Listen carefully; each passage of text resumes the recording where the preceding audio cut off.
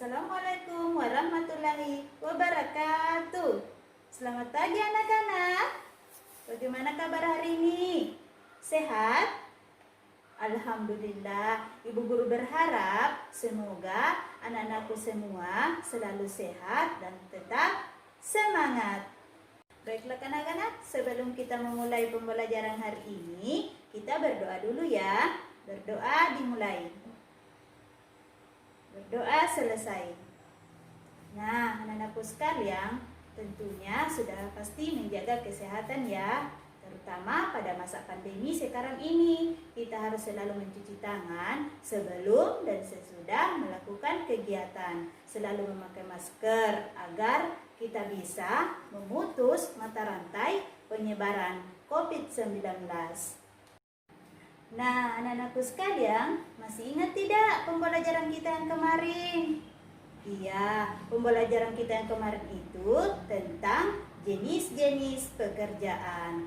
Nah, anak-anakku sekalian, pada hari ini kita akan melanjutkan pembelajaran kita yang kemarin, yaitu tema 4, keluargaku.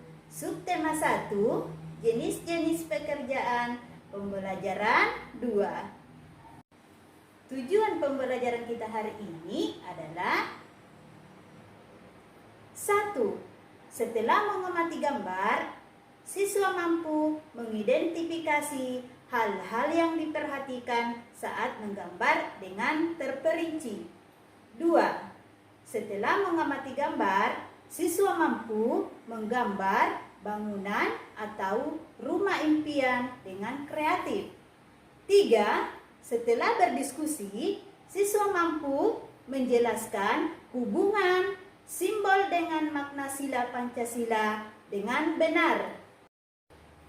Nah, sekarang tujuan pembelajaran yang keempat adalah setelah berdiskusi, siswa mampu memberikan contoh pengamalan sila Pancasila dalam kehidupan sehari-hari dengan benar. Yang kelima, setelah mengamati gambar, siswa mampu menunjukkan rasa syukur hubungan simbol dengan makna sila-sila Pancasila dalam kehidupan sehari-hari. Nah, yang sekarang, yang keenam, setelah mengamati gambar, siswa mampu menjelaskan makna sila pertama Pancasila. Nah, sekarang materi kita hari ini yaitu salah satu jenis-jenis pekerjaan, yaitu pekerjaan di bidang arsitek. Apakah anak-anakku tahu pekerjaan seorang arsitek? Pengetahuan apa yang harus mereka miliki? Nah, sekarang mari kita bahas tentang pengertian arsitek. Nah, sekarang anak-anakku sekalian, kita akan menjelaskan tentang pengertian arsitek. Arsitek adalah seorang ahli di bidang ilmu arsitektur atau ahli rancang bangunan atau ahli di lingkungan binaan. Nah, coba perhatikan gambar. Ini adalah Ayah Udin. Ayah Udin adalah seorang arsitek. Ia merancang sebuah bangunan. Seorang arsitek akan menggambar rancangan bangunannya di atas kertas berpeta. Mereka harus mengetahui luas keliling dari rancangan bangunannya. Nah, anak-anakku sekalian, seorang arsitek dalam pekerjaannya juga memerlukan keterampilan menggambar. Mereka menggambar bangunan yang akan dibangunnya. Bangunan yang dirancang adalah rumah atau gedung-gedung. Nah, coba perhatikan gambar. Ini adalah gambar hasil dari seorang arsitek. Bagus ya anak-anak? Nah, sekarang ada tidak anak-anakku sekarang yang ingin menjadi arsitek? Ya, kalau ingin menjadi arsitek itu yang pertama harus rajin belajar. Yang kedua harus pintar menggambar. Nah, anak-anakku sekalian, andai kamu jadi arsitek, gak Gambarlah sebuah bangunan atau rumah yang menjadi impianmu. Berimajinasilah dan gambarlah sekreatif mungkin. Harus yang bagus ya anak-anak, warnanya harus indah dan harus rapi. Bekerja menjadi arsitek haruslah mempunyai nilai-nilai yang baik. Salah satu nilai-nilai yang baik adalah jujur. Ketika akan membangun sebuah bangunan, mereka harus menyampaikan ukurannya dengan benar.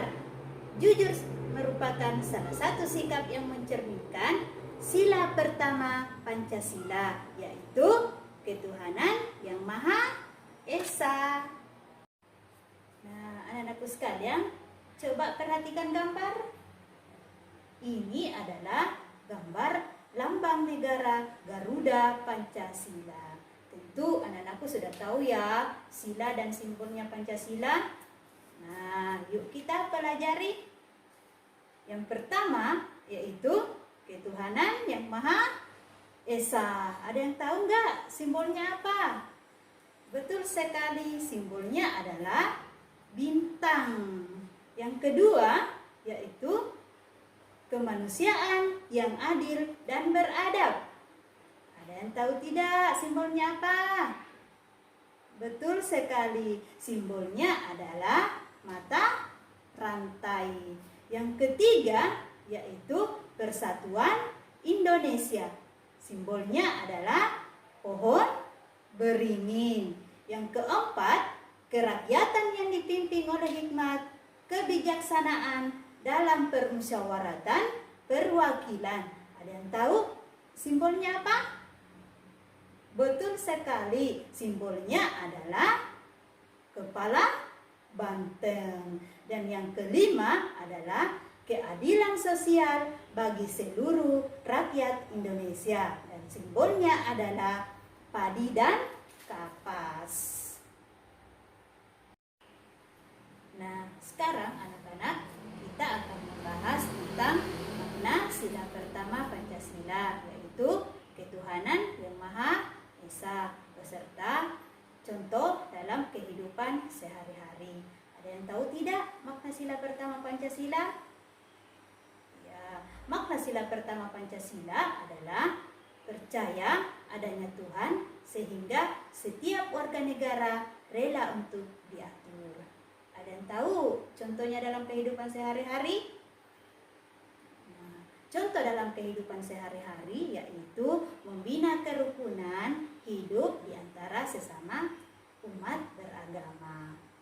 Makna yang kedua yaitu setiap orang dibebaskan memeluk agama masing-masing.